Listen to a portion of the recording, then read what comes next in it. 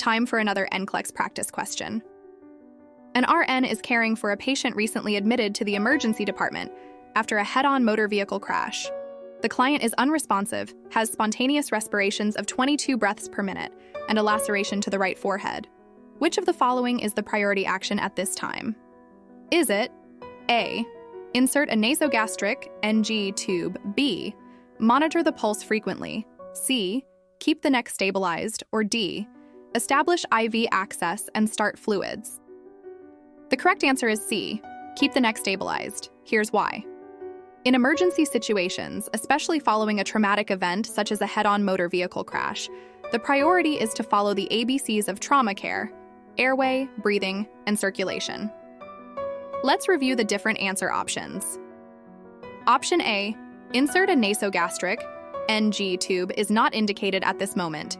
The patient's immediate needs are related to potential life-threatening injuries, and there's no information suggesting the need for an NG tube at this time.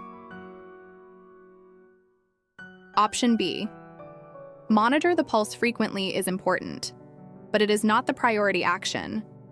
While monitoring vital signs is crucial, it does not address the immediate potential for spinal injury, which could have severe consequences. Option C, keep the neck stabilized, is the correct answer. Given the mechanism of injury, head-on motor vehicle crash, there is a high risk of cervical spine injury. Stabilizing the neck is essential to prevent further damage to the spinal cord, which could result in paralysis or death. This action directly addresses the airway and potential spinal injury, aligning with the ABCs of trauma care.